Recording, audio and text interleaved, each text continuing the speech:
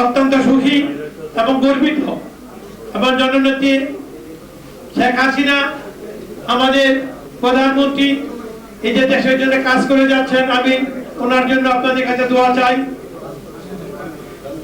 আমার প্রথমে বলা উচিত ছিল 1975 সালে 15 আগস্ট বঙ্গবন্ধু সপরিবারে যারা হত্যা করেছে, এই বঙ্গবন্ধু পরিবারে যারা হত্যা হয়েছে তাদের আত্মার মাগফিরাত কামনা করে আল্লাহ যাতে তাদেরকে ব্যস্ত নসিব করে সেই কামনা করছি।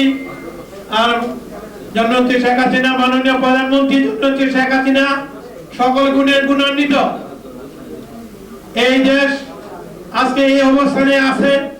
2061 সালের মধ্যে উন্নত রাষ্ট্র হিসেবে দেশ ইনশাআল্লাহ চলে যাবে। আমরা গর্বিত এই প্রধানমন্ত্রীকে নিয়ে। আমরা সবাই দোয়া করব প্রধানমন্ত্রী যাতে উত্তর প্রধানমন্ত্রী যাতে আল্লাহ পাক দীর্ঘায়ু দান করে এবং সুস্বাস্থ্য কামনা করি। এবং আজকের এই আমাদের যে পত্রিকা onlinepd.com অনলাইনে যে পত্রিকাটা আছে এনটিভি, এনএনটিভি, তার উত্তর কামনা করে প্রিন্ট মিডিয়া, ইলেকট্রনিক মিডিয়া যারা এখানে উপস্থিত আছেন, আপনাদের কাছে বিশেষ অনুরোধ, আপনারা সর্বসময় আপনারা নিজেদের চিন্তা চেতনা বিবেকের মধ্য দিয়ে আপনারা ন্যায়নিষ্ঠ সংবাদ পরিবেশন করবেন, সেটা আমি আপনাদের কাছে অনুরোধ করছি।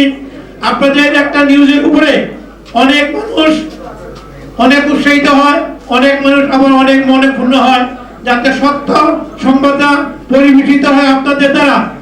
আপনারা তারা কারা? আপনারা একটা সরকারি সুনাম করতে পারেন, দুর্নাম করতে পারেন, একটা মানুষের ভালো করতে পারেন, বুড়ো করতে পারেন, কিন্তু যেটা সঠিক সেটি আপনাদের কাছ থেকে আমি আশাবাদ ব্যক্ত করি। আপনারা আরো সুন্দরভাবে বস্তুনিষ্ঠ সহিত সংবাদ পরিবেশন করবেন সেই কামনা করে আপনাদের সকলকে ধন্যবাদ জানিয়ে আমাদের নেতা শামীম মুস্তাফা ভাই এবং আমাদের প্রধান অতিথি আমাদের হাসান মাহমুদ, ডক্টর হাসান মাহমুদ নেতার দীর্ঘায়ু মঙ্গল কামনা করে, জননেত্রী শেখ হাসিনার দীর্ঘায়ু মঙ্গল কামনা করে, সুস্বাস্থ্য কামনা করে আমার বক্তব্য শেষ করছি। ভুলভ্রান্তি হয়ে থাকলে ক্ষমা সুন্দর চোখে দেখবেন সেই আহ্বান জানিয়ে আমার বক্তব্য শেষ করছি।